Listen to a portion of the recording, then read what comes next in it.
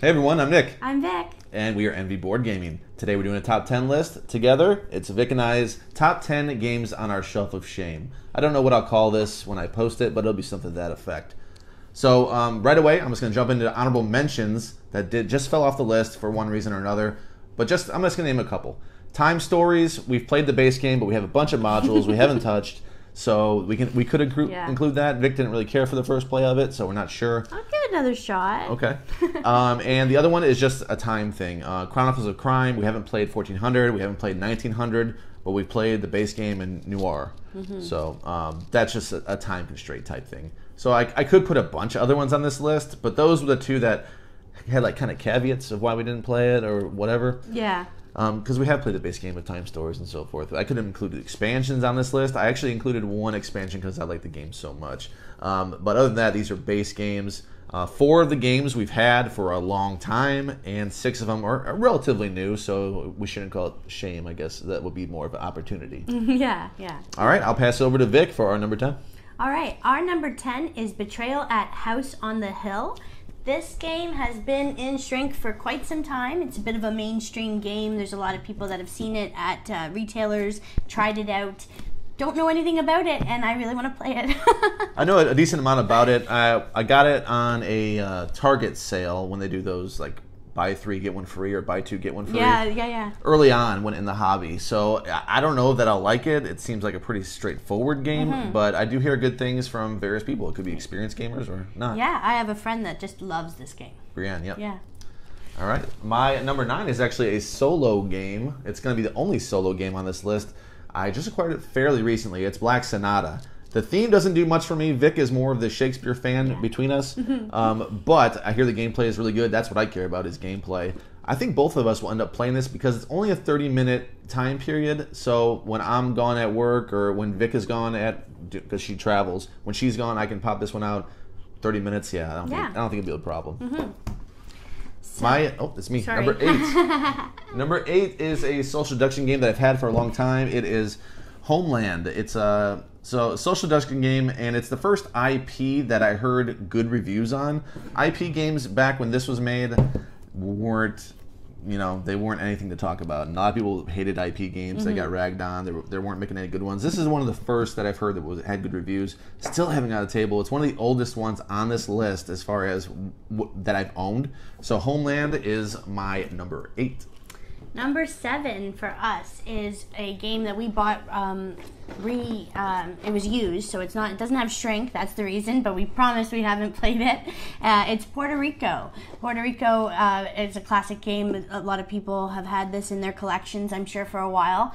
We love these kind of Euro games. These games of it's a Euro. It's like Race for the Galaxy in a way. It has the same thing, and we got it from Allison. We traded.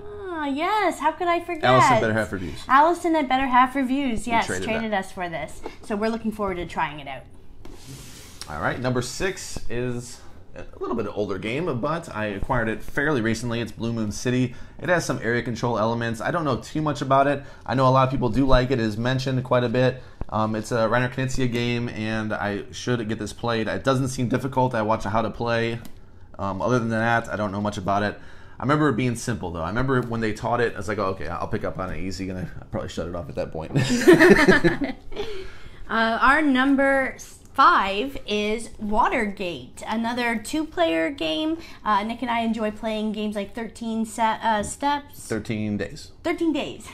13 Days, and we like playing Memoir 44. We like games where we're all dueling it out, the two of us. What was the Twilight Struggle?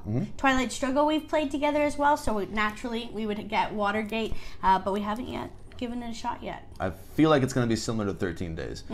And obviously 13 Days is similar to Twilight Struggle, so smaller game. Looking forward to it. All right. Number 4 is Nothing Personal Revised Edition. It's a game that Tom Vasel and Steve Avery initially designed, and now it is revised, and Tom Vasel no longer has his name on it. I do want to try it. I put it high on this list, not because I've owned it for a while, but because I really do want to try this game. I like the mob theme. We already have a couple mob games, but I haven't played it, so I want to play this one. I like the art in it. Looks nice, from what I can see on the back. I'm looking at it.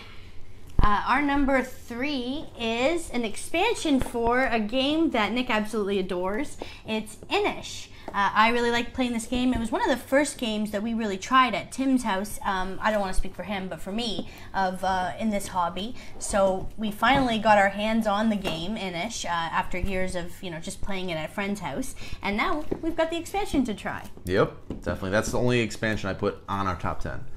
All right, so number 2 is the biggest game on this list. It is Glenn Drover's Age of Discovery. Oh my gosh. Empire's Age of Discovery. It's had a few names, I believe. It's just a big Glenn Drover game. You can see the size of it. I haven't got a table. I don't think it's very good at 2, which is a thing. I do. It's easy to get games that are 2-player to the table, so I'm not worried about, let's say, Watergate. We'll get that to the table, no problem. This game takes. I got to learn it. I got to have a group. And it's not a theme that maybe all my friends might enjoy, so it's a little harder to get to the table, but we will get this to the table. Eventually. All right, finally, number 1, something that we have mentioned many times. Anytime we bring it up to new game groups or people we meet, we stress that we've been trying to find a group big enough to play this game. It's tough to find people that you can get together to be a good team. It's Captain Sonar. Game where you're playing in a submarine, you're trying to come in, everybody has a different role. Well, we need people to play those roles, so we haven't had a chance yet to give this a shot, but maybe one day, we'll have a shot at 8 people to really experience this game to its fullest. Yeah, like Vic said, to the fullest, because you have to do 4v4, and then it'll be a real-time game. That's what you want to do. Apparently, you want that full 8, so you don't want less. Yeah. So there you go. That's our top 10 games. There could have been so many more. I wrote down a bunch. Unfortunately, that's not a good thing, I think. But these made the list. So what are your favorite games that are still sitting in Shrink? And we'll let you know if we've played them, what we think about them. What do you think about these games? Have you played these? What do you think about them? Which one do you recommend we play first? Do let us know. Thank you so much for tuning in. We hope you enjoyed this video. If you did, please click the like button and subscribe to our channel for more great videos. We will see you next time. Goodbye. Bye.